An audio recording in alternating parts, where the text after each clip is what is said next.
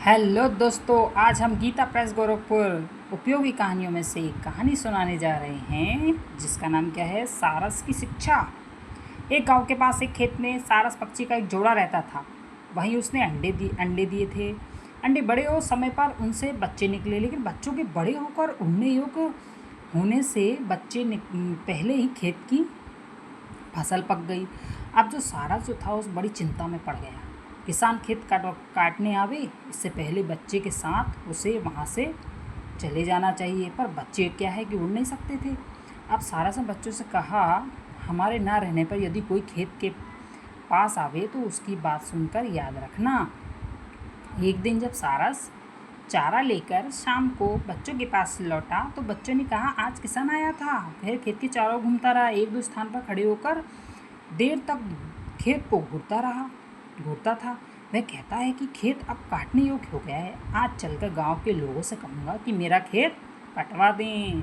सारस ने कहा, तुम लोग डरो मत, खेत अभी नहीं कटेगा, अभी खेत कटने में देर है।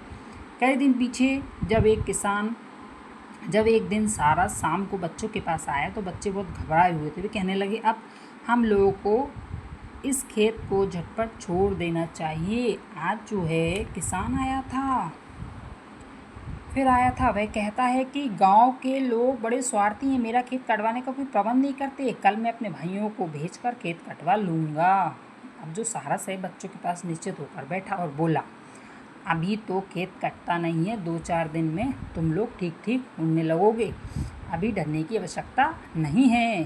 कई दिन और बीत गए, सारस के बच्चे उड़ने लगे और निर्भय हो गए थे। एक दिन शाम को सारस से भी कहने लगे, यह किसान हम लोगों को झूठ झूठ डराता है, इसका खेत तो कटेगा नहीं। आज भी आया था और कहता था कि मेरे भाई मेरी बात नहीं सुनते, सब बहाना बनाते हैं, मेरी फसल का अन्न सूख कर झर रहा है, कल बड़े सवेरे में आऊँगा, खेत काटूँगा। सारस घबरा कर बोला, चलो जल्दी करो, अभी अंधेरा नहीं हुआ है, दूसरे स्थान पर उड़ चलो, कल खेत अवश्य कट जाएगा। बच्चे बोले, क्यों इस बार खेत कट जाएगा, यह कैसे? सारस ने कहा, किसान जब तक गांव वालों भाइयों के भरोसे था, खेत के कटने की आशा नहीं थी। जो दूसरों के भरोसे को काम छोड़ता है उसका काम नहीं होता, लेकिन जो स्वयं काम करने को तैयार होता है उसका काम रुका नहीं रहता।